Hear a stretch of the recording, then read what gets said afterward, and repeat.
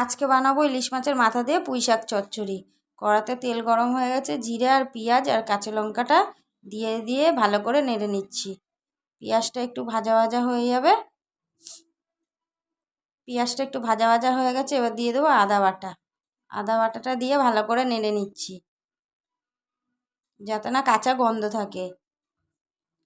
এবার দিয়ে দেবো হলুদ আর দিয়ে দেবো নুন। নুনটা দিয়ে ভালো করে নেড়ে নেবো।